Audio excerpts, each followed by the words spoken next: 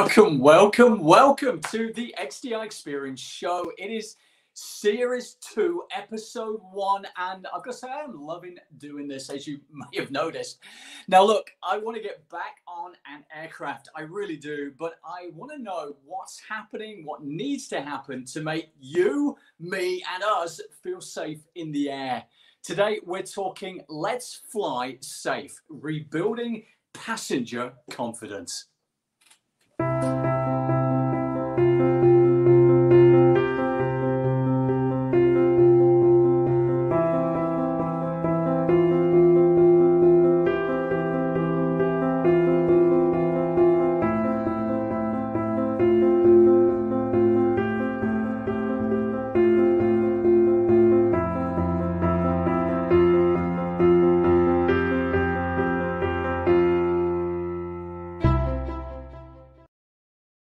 Welcome back from smoky California and the start of season 2 with already a very full season ahead, covering the human change system next week to the innovation startup life cycle for those new entrepreneurs, funding and financing for innovation, smart manufacturing, and much more. Back to today. We have a slightly longer show today, so please be patient. Touching around 45 minutes. Pull up your seat, grab a cup of coffee, and get your comments and questions ready. Because down there, yep, you see it. It's where you make those comments. It's where you ask those questions. It's there for your comments. It's there for your questions. We're breaking the show up today into 3 distinct sections to ask and even challenge our expert panel. Talking of which, today, I am joined by a group of individuals who have spent more time in aircraft than they probably do at home every waking moment in the aviation sector, including Enrico Sharlock, 20 years with Dassault Systèmes, aerospace and defense, manufacturing support, maintenance, and with a worldwide responsibility. He has been on an aircraft virtually every week until COVID came along. And then we have Aurélie Germain. This lady is ex-Airbus, ex-Air France, and has honestly spent more time traveling on an aircraft than she probably does in her own home. I think it was 200 days out of 365 or something crazy like that. And lastly, Stephen Rumpler, ex-Sabre and 15 years across the airport and airline sector. Together, we're showing all that is going on from check-in and security to the departure lounge and transit to the gate and in the air to make us safe. Ready, set, go.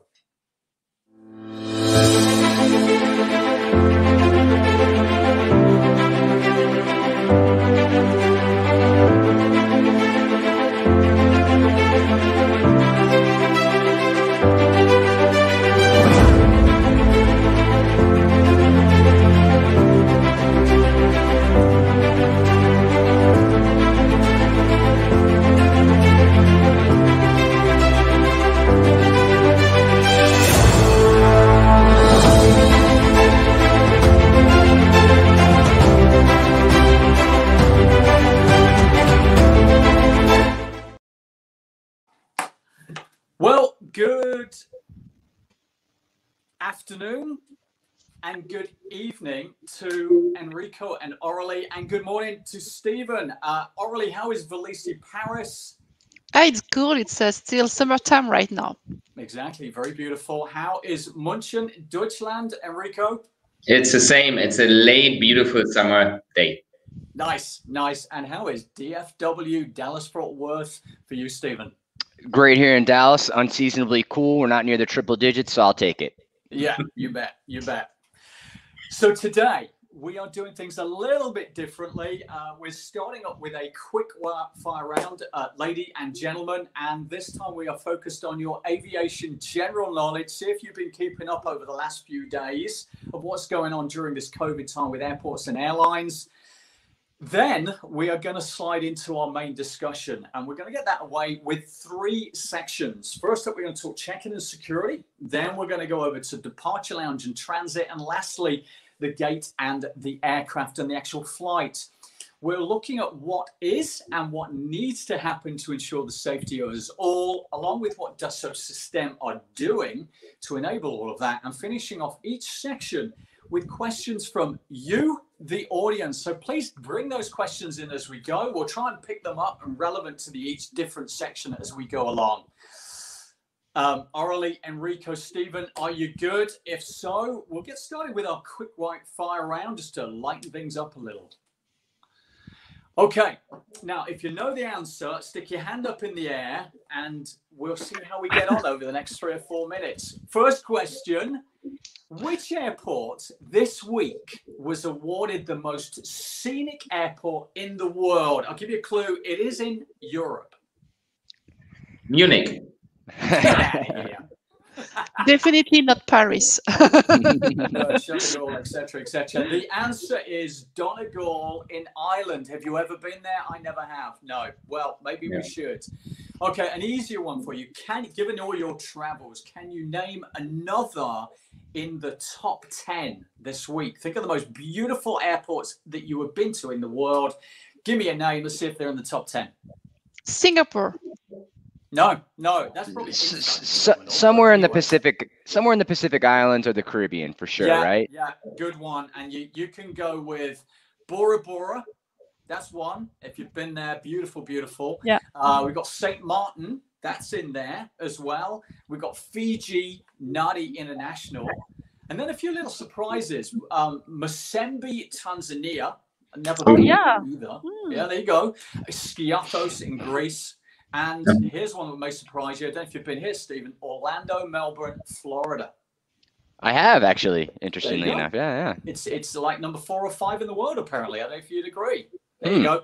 And then one I've never been to, Borough Airport in Scotland, probably because it was too cold up there. But anyway, there we go. Number 3. What is the recently announced, if you've heard of this, Flight to Nowhere program? Anybody got a clue? Aurelie. There is in Singapore and Taiwan. Okay, what's it all about? It's just to have a kind of front trip from Singapore to Singapore. And I think there is also as well in Australia they're thinking about.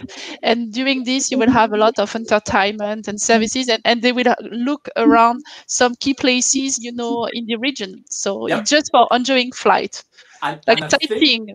The Taiwanese have taken it to real extremes. I mean, every piece of revenue counts, doesn't it, these days? Obviously, it's a tough time. The Taiwanese have got one where you actually bought the flight and they give you food and beverage and then you get off again. Flight to nowhere. There you go. Yep. All right. Number 4. Which airports in the US have received the new ACI Global Health Accreditation Award, which was announced and released in August? I guess, Stephen, I need to direct this at you. Any idea? I should know this. I know my home airport here, DFW, did receive some accreditation, but I don't believe it was that one. No. So I might need a little bit of help on this one, Andrew. Okay, so we got Cincinnati, North Kentucky. Oh, another good airport. MIA, which kind of might surprise you, and Boston Logan. That was the first one. Okay, Enrico, Aurelie, over to you. Which were the first international airports to receive that award in August? Any clue? Nope. Istanbul was first. In Turkey, right? Los Cabos, Toronto, and HKIA, Hong Kong International Airport. There you go. Number 6, couple more to go. Which US airlines have agreed to extend their middle seat rule? This is kind of North American focused, I must admit. Stephen, I'm going to ask you. Do you know which ones? And I've been keeping track of this one pretty close because it's a hotly debated topic here in the U.S. So I know Delta certainly has been very upfront about blocking the middle seat. I believe JetBlue and Alaska have done it as well. Now Southwest sort of artificially books their load so that they will leave the middle seat empty as well, because you obviously can't assign seats with Southwest. So I think it's 4 out of 4, man. 4 out of 4. Right. Good job. Good job. Here's a really good one. Which CEO said we won't fly if idiotic middle seat social distancing rules are deployed? Go for it, Enrico. Ryanair. Who else? It's too easy, this one, I know. It's really so controversial. Anyway, I guess that's marketing, isn't it? Which airport, last question, which airport announced the installation of the new COVID express lane called Verifly? That's in the U.S., right? And so I think it might Denver, Okay, right? got it. DIA, Okay. Denver International Okay. Airport. All right. Very Correct. good. Way to go. Great. Well done. Congrats. That was pretty evenly spread, I got to say. Okay, let's move on to the main discussion now. Thank you for that little bit of fun. I love flying. I really, really do. I don't know if it's as much as you, Aurelie, because you are crazy when it comes to that. I can escape, I can get in my zone, I can get stuff done, think, and of course, meet new people on flight and when I get to my destination. All of you guys were on flights pretty much every week and potentially Aurelie every day. It was before. Pardon me? It was before. Before, yeah, I agree. Jumping onto the main discussion, starting off with how do we make check-in and security safe? Let's take around 7 minutes. Let's get into this. Make us feel safe. Let's hear what's been done, how DS, Dassault System, are helping enable that. And lastly, we're then going to peel off at the end of this little section and see what questions we've got coming in from the audience related to that area. Over to you. What's going on at check-in and security? So maybe when we pick up the topic of checking security, let's start a little bit earlier, because we at home now start planning our next trips. And I think there's a lot we can do there. And we frequent traveler did that already in the past. You know, we had our boarding pass on the iPhone. We printed out our tag on the luggage. We checked information and so on and so forth. So this became a routine for us, but for many people it is not. And there has to be some education, what is out there already to use and how to use and so on and so forth. But then also education itself is important, I think. People get a lot of different information on flying, mostly around the aircraft, the interior, and how safe it is. But I think they miss a lot of information. How do I get to the airport? How do I get through the airport? In the airport, through the airport, and then to the gate. I think this education material is really important to raise the confidence, to reduce the uncertainty, the unknown, and a lot of fear of people getting back into the journey from home to the destination.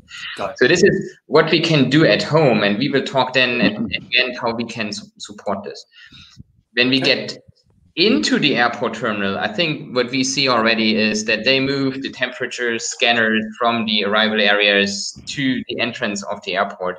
So when you first get to the terminal, first thing you're going to meet is a temperature gauge or something, Definitely. That if you should check that before that, but that they double check if someone is coming in having already rising temperature, that he is taken care of more from the medical guys and not getting into the journey.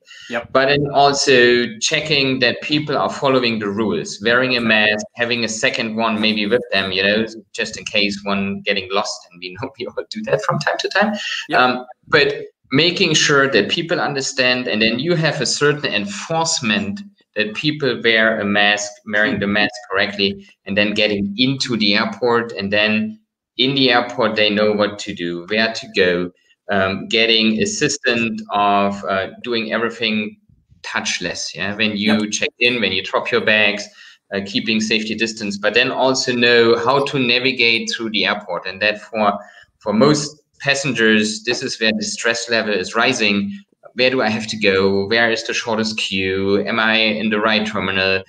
Where do I get information? So rebuilding the kind of a guidance system through the airport to really support this, support passengers, and having this the traceability and the easy way to get on the journey.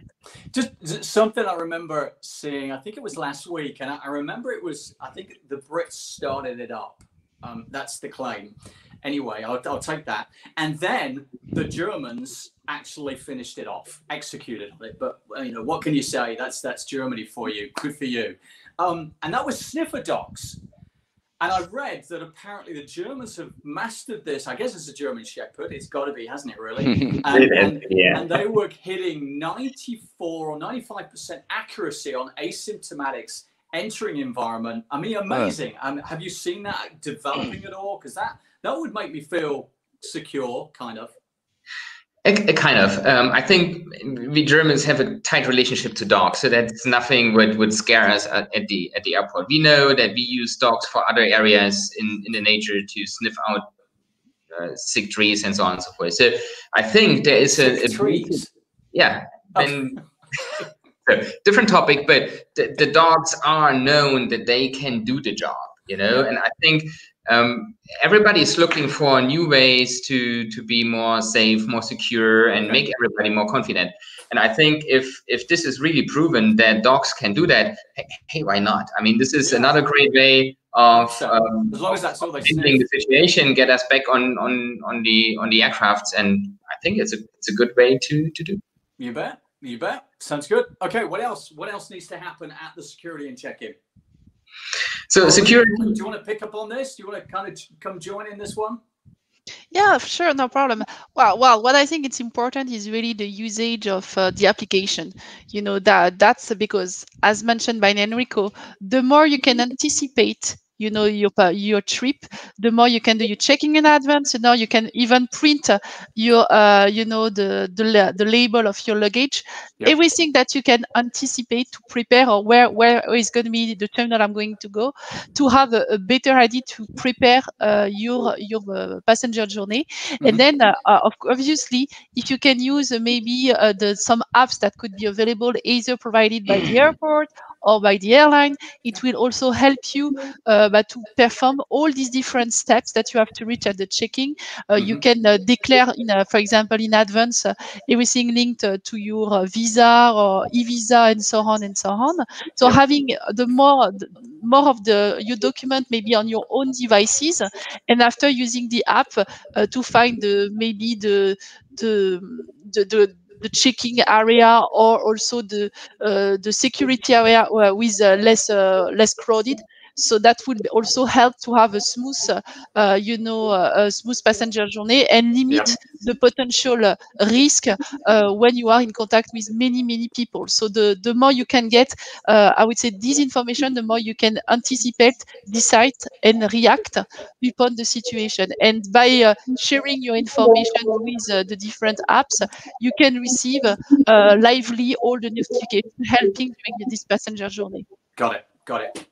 Enrico, just coming back to you, or Stephen, what are Dassault doing to help enable this kind of safety during that check-in and security process? Yeah, that's a good question, and we are known, and we are living to build up the digital and virtual twin of an airport, as we do for an aircraft or for a transportation system. And this really helps the airports, the airlines, in a very quick way to, within that virtual twin, to figure out what we see here, what is going on in the queuing areas, what do they need to redesign on the airport, figuring possible areas where it could be crowded. You have too many people, doing air conditioning simulations, and building up what it is. Validating what do they need to change, and then keep on changing on the way to evolve an airport and an aircraft in a way that is more safe and secure. Got it. Also, and I'll add to that quickly, Andrew. Resource optimization, flow optimization, right? So the number of fixed resources that the airport has from a check-in desk standpoint, either from a security line standpoint, and from a people standpoint. So we're helping airlines and airports, given the constantly shifting demand patterns. How do you put together an optimized plan on leveraging those different resources? How do you put together an optimized flow of passengers, given the different constraints and the layout and the capacity of the airports? These are also areas that you want to balance passenger sort of experience with health and safety, right? And you almost, with so much self-service right now and contactless check-in and the like, you really only want to be managing by exception when it comes to the check-in process. And so at one point it was let's throw customer service agents at these people, but now it's like, let's enable them to do it themselves. Let's accelerate biometrics, let's accelerate touchless. And so how do you ensure that you kind of change your resources and you're more optimized in the way you deploy said resources here in the future? That's also an important area we're helping out. Got it. And to pick on the enablement, what Stephen said, I think that's very important, because sometimes we as frequent traveler forget that there are families, they get on to their journey to summer vacation once a year, twice a year, and for them it's really an adventure, and they are further away from these kind of sophisticated tools and devices. Yep. So leveraging the content we build with the airports and making out of this education trainings. And if I have 3 boys, if I would take them on a trip now, I would love to have a web page where I can go Munich airport and like a quick video game, how to go from the check-in through the gates, lounges to the aircraft, and then I'm off in the air. This would be beautiful because these kids and other people would be educated. They would know what to expect, and they can behave and feel more secure and confident in these airports. That's what we can do with the virtual data. Got it. Okay. Let's just see if we've got some questions coming in from the audience. We've got one in from Umi. Is there a body that can rationalize airports to ensure consistency for everyone's benefit and understanding? So we have associations like IATA. They are picking up on all the developments around the world. And I think we all understand that you have not only the airports themselves, you have the countries around, you have different policies. These policies change because they're very tied to politics. So having associations who are overarching of airlines, airports, and try to standardize or keep track of all the differences in the world is really, really key, because we don't want to travel only within the US, within Germany or in Europe. We want to start traveling around the world again, and you need to have someone who is somehow keeping that under control, or at least track and recommend the most safest and secure way to travel. I got it. If I may add something, this morning I have a chat with a major airline, and they were really explaining me the situation regarding obviously the COVID-19 and the consequences on the air traffic. And one of the key points right now is really the fact that every country has its own policy. It's not harmonized as well. And I would say what is a good advantage for the US and China as well is that the domestic market is quite huge because the country is huge. But when you are looking at Europe, for example, it's plenty of countries with individual policies. And at least if we can harmonize for some region, the different policy, it could help to restart properly the operation and have revenues on the flights, because you will have an harmonized and standardized processes and procedure for all the countries. And I know that the airline, IATA, and many organizations are working together to push in that direction, because it is really key to restart properly the operation and having more and more flights available and revenues at the end for the airline and all the industry associated. Okay, good, thank you. We got another question. Yeah, we have reduce interactions in the terminal already is a great idea. Having the hotspots build up via IoT and digital twin as well. So this optimized people flow is being done live on learned prediction algorithms or just live data sets. Who wants to take that one?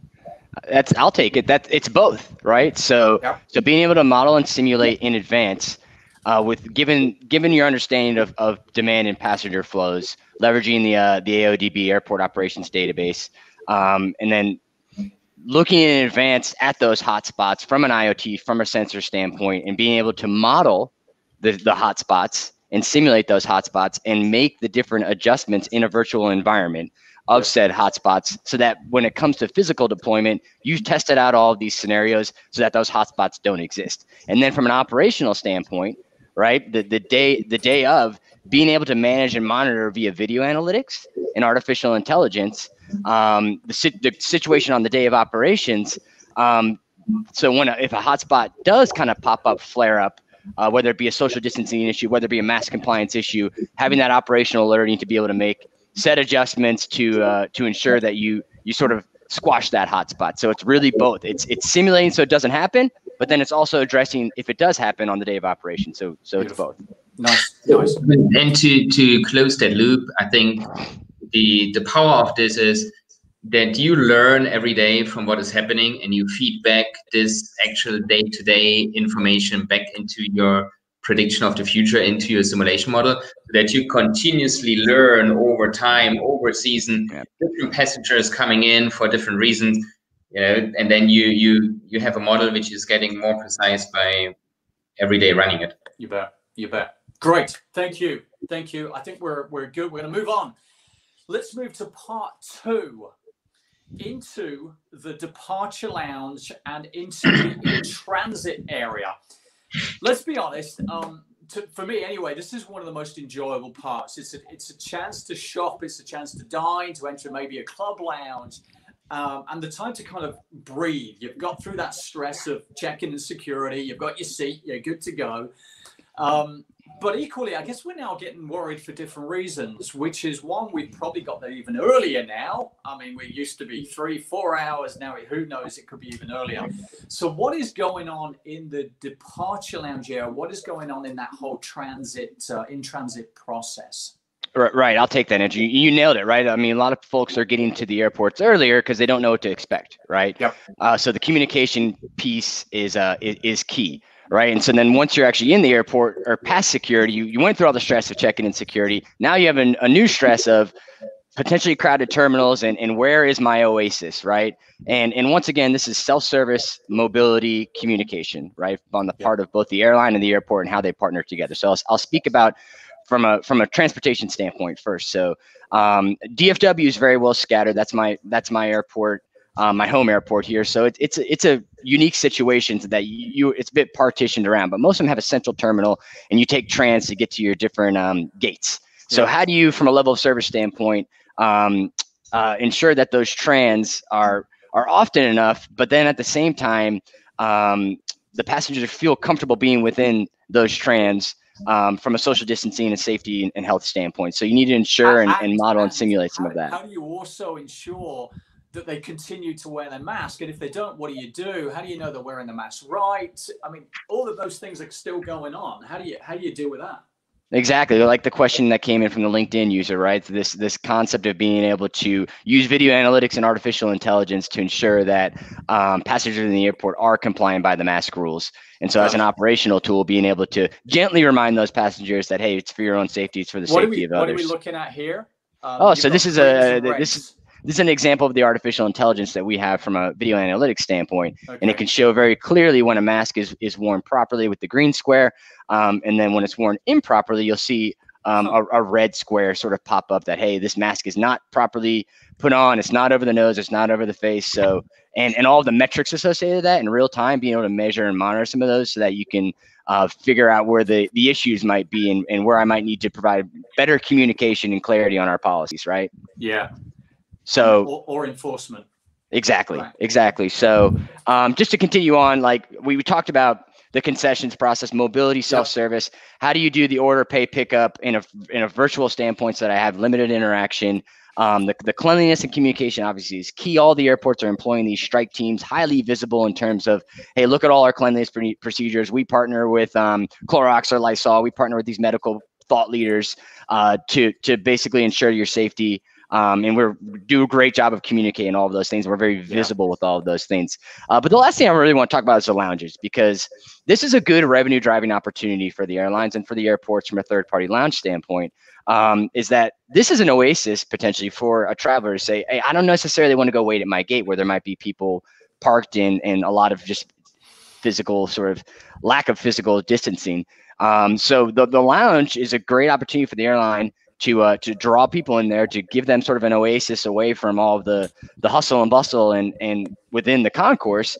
But then that presents a new challenge, right? So how do you ensure that you're properly optimized from a resource standpoint there? How do you ensure that the cleanliness is properly communicated and visible to the passengers? Food and beverage, you got to remove sort of the buffet concept and move to a portion concept. So all those lounges need to be like promoted in terms of being your oasis at the airport to go kill your time, so that I'll go pay $50 to go to a lounge and kill an hour and a half of time versus potentially being around and intermingling with more people within the concourse. So the airlines need to be thinking about space, layout considerations. How do we design? How do we model? How do we simulate our lounge experience to make our passengers most comfortable, because every dollar counts for these airlines. They need every dollar right now from a liquidity standpoint. You bet, you bet. And what about, I mean, just quickly, in transit, let's be honest, you're rushing, you've got to get your next flight. I mean, how are you going to possibly keep that social distancing going on? I would imagine some people want to compromise that.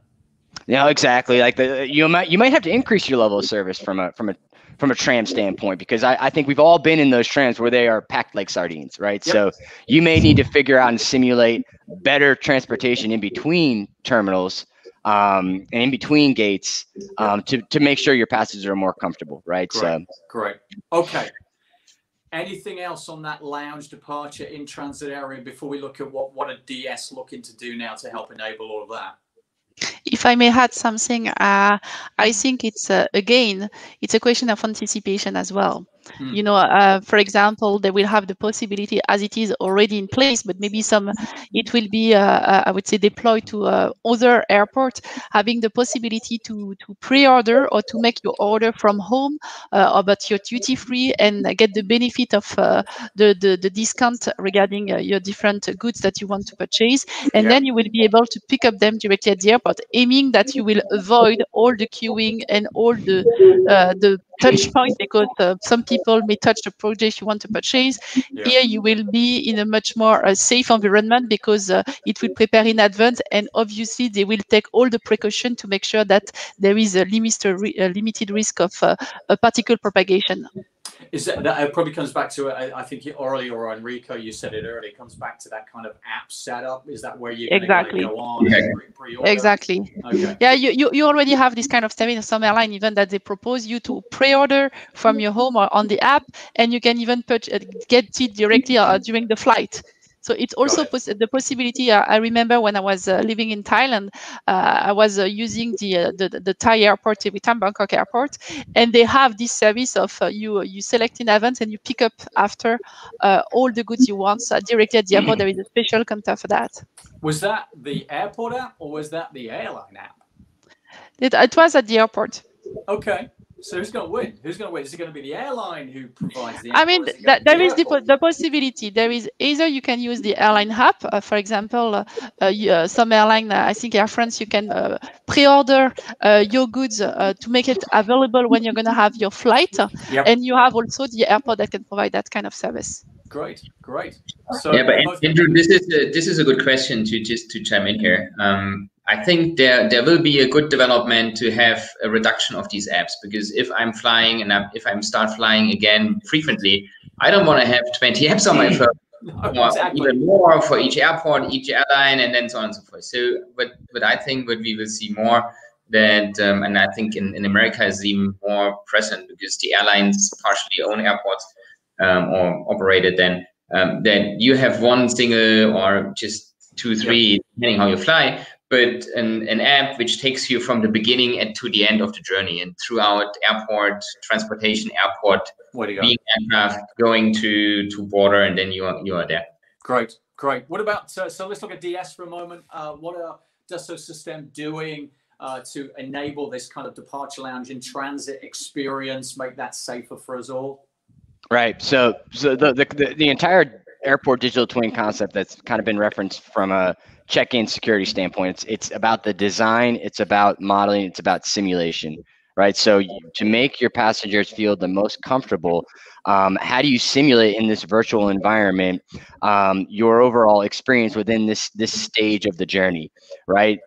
And then from a day of operation standpoint, how do you ensure that simulations that you've done and you've deployed are being followed, like the video analytics piece that we referred to earlier? So we're all about virtualizing these experiences and simulating and optimizing in this digital twin world before deploying to the physical, so that you're not risking your passengers' health by testing things from a physical standpoint. So these are the different areas that we can help out. And then downline from a communication standpoint, so if you're able to effectively communicate to your passengers, this is what the experience is going to look like from a high rendered visual standpoint, that's going to help create a lot less anxiety from a passenger standpoint of knowing exactly what to expect when they get to this portion of the journey.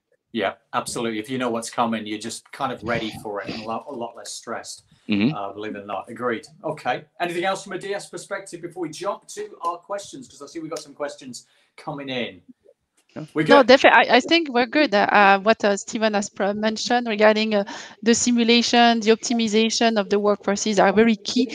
And I would say the benefit of using the digital world is that you can run what-if scenarios, and upon the result of these what-if scenarios, you are able to select the best processes upon your own policy.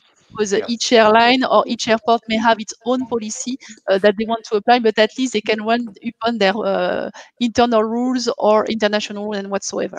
Great. And maybe one last point, Andrew, on top of this. I think we all focus on COVID-19, and we all hope that this will be over in the next couple of years.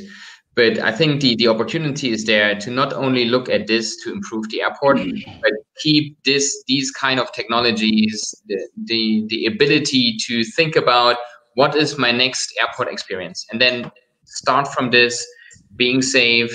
What are new experiences possible? Put it into a digital environment, test it, validate it, and then you can roll it out, and you're much safe and secure to get it into reality. Great. I will even go even further. It will be the full new passenger experience, because the digital world can be applied at any step of your passenger journey. You can simulate in the taxi, you can simulate in the bus, you can simulate in the shuttle that you want to use, you can simulate at the airport, you can simulate on the plane. So I mean, there is all this digital world that can really help all the aircraft manufacturer, the airport, the airline, the different suppliers to be able to run what-if scenarios and to select, thanks to the new solution and innovation, the best product that could support them for this transformation and digital transformation. All right, thank you. Let's go to questions. What have we got? I know we've got at least one or two. One from Andrew Austin. Are there HEPA filters in the airports, especially when people are coming in from all over the world, and therefore variable hygiene standards? I guess that's not directed at the people, more at the airports or the airlines that they're coming off. Answer to that one? I mean, obviously, it depends on the system that is used. For sure, the HEPA filters are applied in most of the plane because it's the basic. Regarding what about terminals, the departure? It depends. I would say maybe not all the terminal, not all the port have this kind of solution.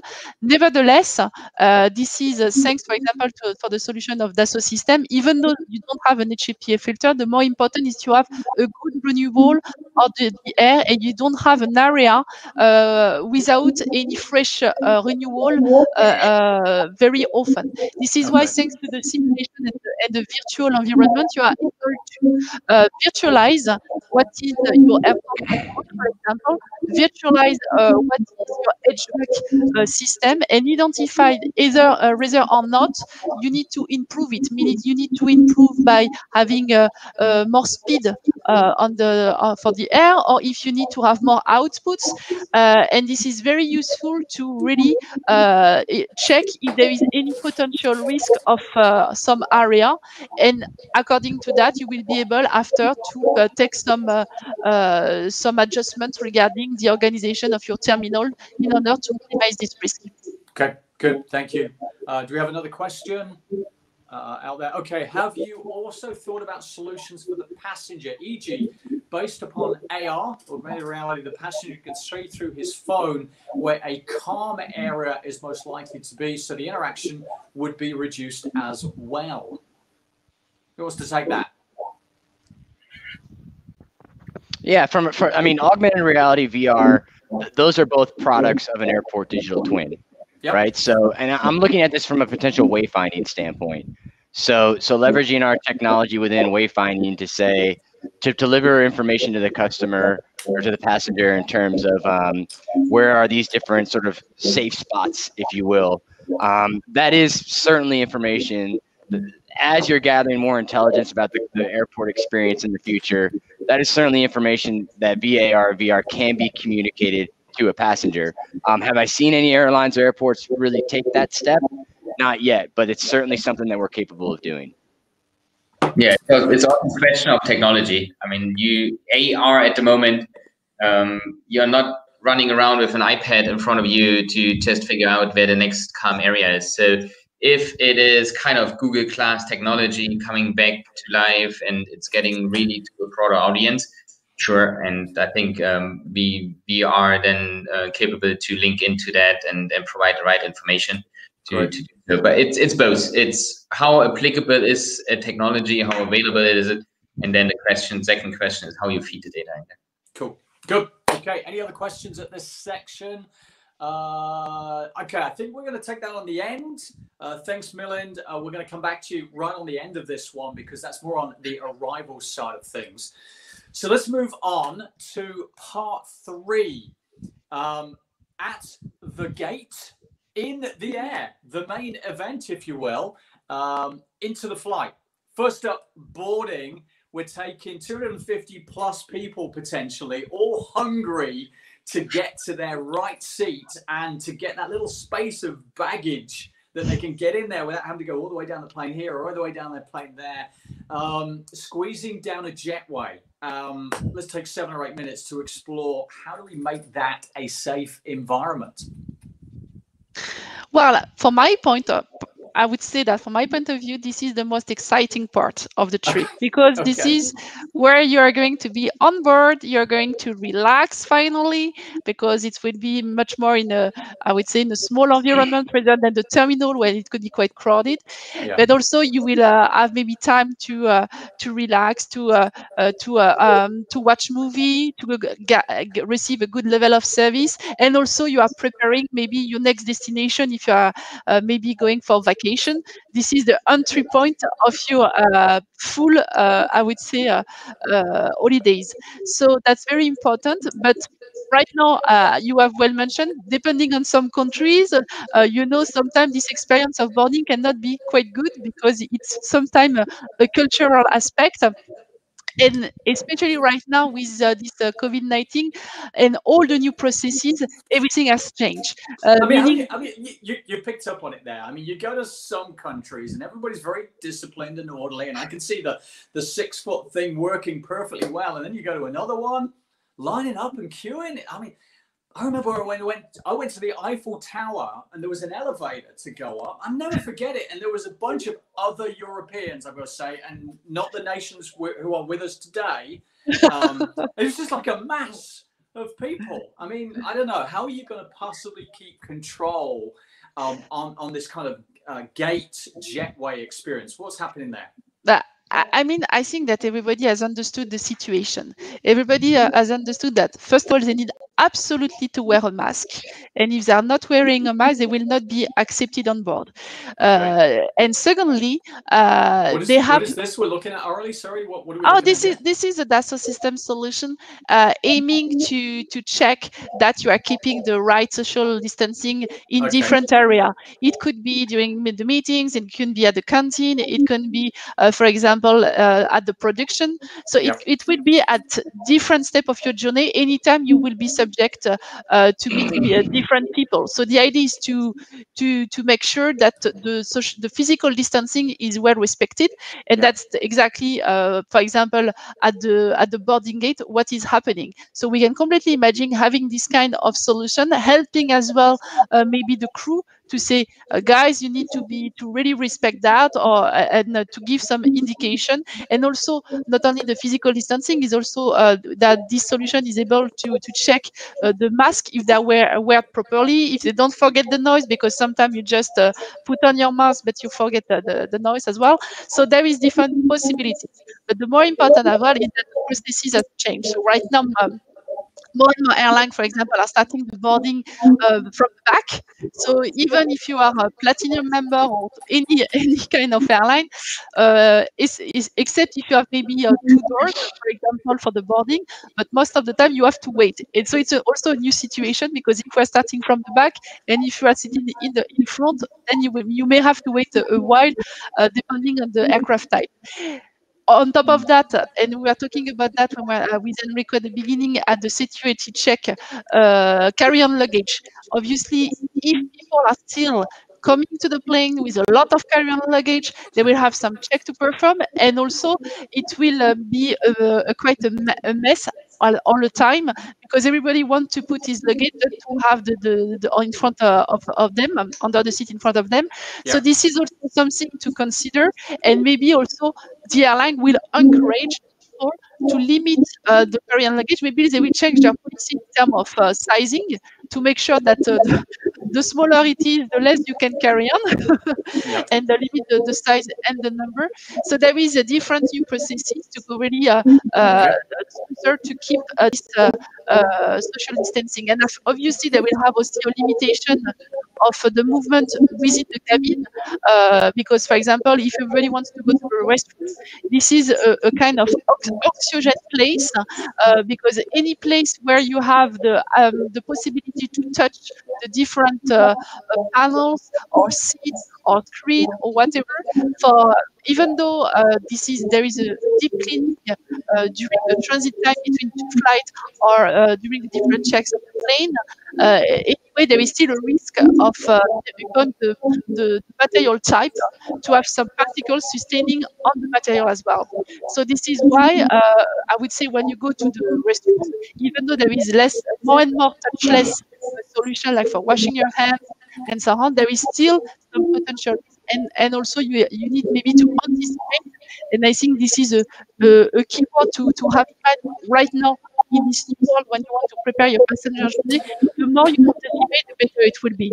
I get it. I mean, for me personally, if I'm sitting in the middle seat, if you've still got a middle seat, I assume we will do fairly soon, I'm worried about that transfer from my fellow passengers or from the aisle or whatever it is. I mean, what is going on to reassure someone like me who's worried about that transfer? So you should not be worried, because first of all, you're going to wear a mask. You have been tested from your home. You start your journey by testing yourself regarding the temperature. Then you are tested at different steps during the passenger journey at the terminal, at the gate, and so on.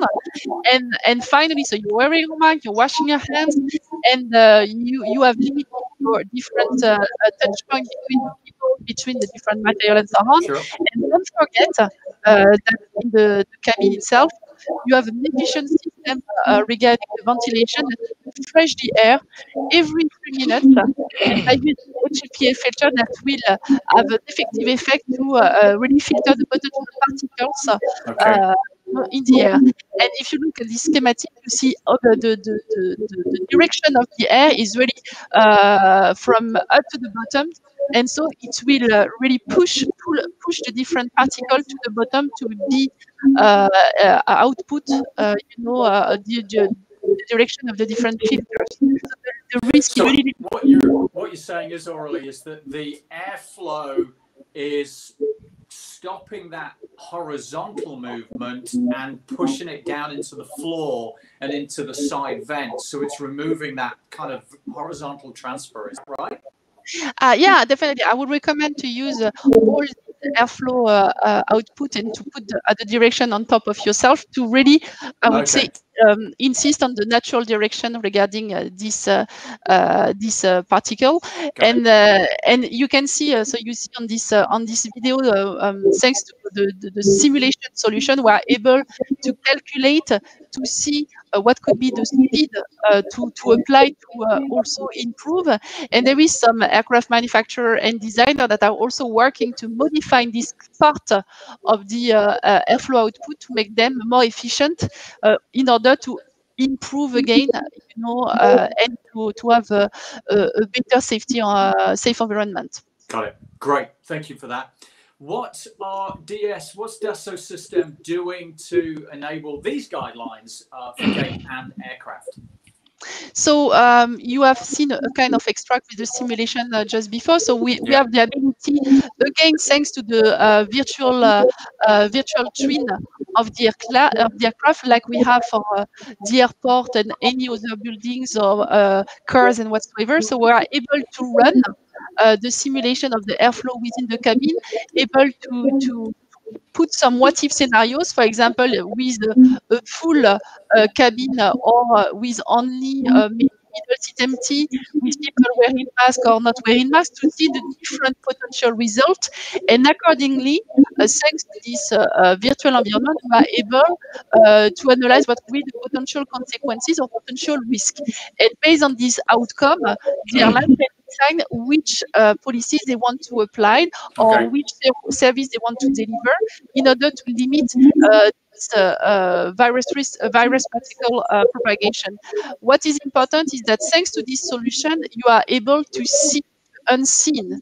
Because it's difficult right now for most of the people to say, okay, so everything I'm touching, there is a potential possibility that I can put some particle on top of. And you can see video on YouTube and so on regarding the different type of material as well. This is not at all the same impact. Even after you clean it, you think you clean it properly, but even the material, sometimes some particle may remain but due to the nature of the material itself. Yep. But at least thanks to all this simulation, you are able to review your procedures and also leverage the result of this simulation with an efficient communication, with high rendering videos, and you can use this.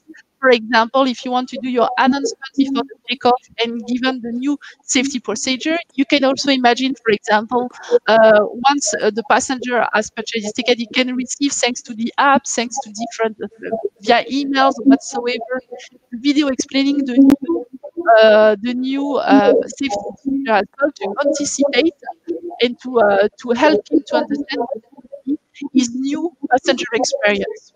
Got it. Okay, let's move on. I'm going to pick up some questions from the audience. What have we got? First, one from Shaktival. As the world becomes more prone to viruses, what are the future plans for aircraft protection plans? That's very interesting. I was reading that apparently they predict we will have 3 pandemics a century, or we used to predict that. And already this century, we've had 7 major viruses in 20 years. So go figure. And they say it's to do with us eating more animal protein, et cetera, because not because we're getting vegetarian or anything necessarily, because we are getting closer to animals, therefore picking up kind of things from them. Anyway, that's what I read. So what are the plans for the future in terms of flights? Anything you can add? Yeah, I would say, first of all, if we can look at the positive side of the situation, thanks to this situation, everybody has learned how to be, to sanitize much more efficiently their hands, how to wear a mask. For example, when I was living in Japan, I used to wear a mask anytime I was sick. And when I came back to Europe, I say, okay, if I'm wearing a mask, they will look at me like, who's that girl? What is your problem? So this is why right now I'm pretty sure, and this will be, I think, the situation with the flu, and this is why we saw the erection of the flu last winter, because people were wearing a mask and cleaning their hands properly, and it has a direct impact on the flu number. And it is, I would say, thanks to the COVID-19 that we learn this safety procedure. And in the future, I hope that we will continue, even when this period will be over, that we'll continue to wear a mask when we are sick, not only for ourselves, but also to protect the people and to clean properly their hands. So this is one aspect. But regarding the question, there is many development right now, I would say many designers, many aircraft manufacturers are working about what could be my potential cabin of the future. So there is a different possibility. You may have seen, for example, some economy layout with yin-yang configuration in order not to be seated nearby, but with your passenger in front of you, but with even stacked. I've seen. Yeah, exactly. So there is many good ideas that, and definitely, I would say this parameter is a new parameter to take into account. Before, when we were building a cabin or a seat, you were considering, of course, to have something comfortable, beautiful, and also light, because the weight is quite important regarding the fuel consumption. And right now, they will have a new parameter, which is the potential risk of virus propagation. So you may have seen as well that sometimes there were some, I would say, separate some split separation plastic between the different passengers. And we have been working on this kind of simulation, for example, because we have been working on the simple design. So as a designer, you design, you say, okay, I'm going to do this plastic partition to make my passenger feel more comfortable. And then you run the simulation. So you think the idea is great. And then you realize, thanks to the simulation, that it's not efficient. So something that looks great as an idea, beautiful, finally it doesn't work. So it's completely useless. And though when you are combining design and the simulation together, then you can have a new design proposed that will be even more efficient. And this is what we are looking at the end. So this is really important. And I think that for the future, has this virus risk or particle risk propagation will be a new parameter to take into account. The simulation will be more and more included in the design of the cabin and seats, even more in advance from the beginning when we're thinking of your first sketch of cabin.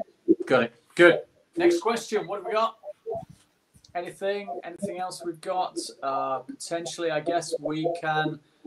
We've got one here. Let me get back. I think I just saw one come in. Yeah, from Venkat. Any timeline about when will the air demand return to 2019 levels? Interesting. That's quite a varied answer, but over to you. Maybe Stephen, Enrico. Yeah, I'll take that. I think it feels like it gets pushed back almost every few months, but right now it seems like 2024. It's pretty contingent, I believe, on the actual development and sort of distribution of a vaccine, and that's what the leadership of the airlines here in the United States have been very clear about, that once that vaccine is out, and it's very unknown when that's going to happen. I think that they're planning for hopefully second half of 2021 at this point, but there will be a ramp up, ideally to the point where by 2024 we're at sort of these 2019 levels. That seems to be a bit of the consensus right now. Interesting. I would just add to it. I think, especially from a business point of view, people and companies changed a little bit, learned on how to do meetings virtually like we do right now. I mean, I would love to meet you all guys again, but it's not possible, and it still works. So I think that where we took easily an aircraft in the past to be in a meeting face to face, it will be questioned if this is necessary or if we can go another way. So this is part of the prediction. If it would be 24 or 25, we will see. We will see at the point when there is a vaccine for COVID-19 and we could travel again without hesitation, if it really picks up again that rapidly, or it will be smoother, or it will never get up to a point where we were before. Got it. So good question. A crystal ball question. I have something to add. From my point of view, I think that is what is limiting right now the restart of all the operation and the flight, and it's really linked to the policy of each state. Without an harmonization of the rules, it will limit, for a while, the restart of this of the flight, and this is what it has right now, which is the more impactful, because tomorrow, if you want to take a flight, you may leave, but you may not come back. So this is why people don't want to take that risk. So this is, from my point of view, the key point right now is that all the organization in the country decide to align their safety procedure to make sure that people can restart in a safe environment. Got it. One last question. I think I want to just go back to, I think Milind asked about bag control on arrivals. We can just go back to that quickly as a last question. What's going on there? Any further procedures and guidelines? Well, what was complicated on picking up the bags was also keeping the distance. It is just before the last step to get out, and you are finally there, and then when is my luggage coming? Oh, not yet again, and people start pushing, getting in the front row. I think social distancing and the enforcement of the rules, what we have seen before from the video analytics, maybe get a couple of German Shepherd dogs back into it and enforce distancing. Yeah, you know, this could be a way. Or you know, you see airports and airlines that say, "Hey, I deliver your luggage to your home, so you avoid this area entirely." So there will Service. be there's a certain, and it's always a good service opportunity.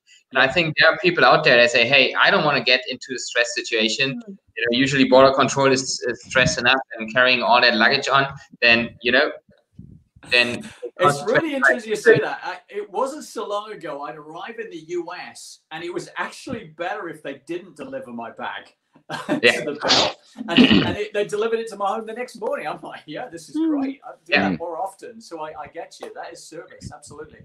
There is the tracing of the luggage as well. I mean, more and more you can find like RFID or any technology in your luggage itself that allows you to know exactly where is my luggage right now. So first of all, it avoids the risk of they lost my luggage, so I have no clue about if I can see my luggage anymore or one day. And secondly, you can know, okay, as Enrico mentioned, it's going to be delivered in 5 minutes, but usually it's when it's starting to deliver the different luggage. Maybe your luggage is really at the end. So if you have this ability to track and to trace this one, then you can maybe be in a much more quiet area waiting, you know, counting your luggage, and finally you will be ready when it's really available. Way to go. Great. Good. We are there. The questions. Aurelie, Enrico, Stephen, thank you so much for your time. Really appreciate it. It is a fascinating world out there, and hopefully we'll be all back on flights very soon. Yeah. Thank you again. Thank you. Thank you, Andrew. Thank you. Good week ahead. Okay. Bye. Thank you. Bye-bye. Ciao. Thank you, everyone. I did tell you it's a little longer show than usual. A lot of fun. Good luck to us all on our forthcoming flights. Next week, briefly, we are looking at the human change system, a system to move people to deliver project outcomes and results relentlessly. Have a great week ahead, and see you next week. Thanks again.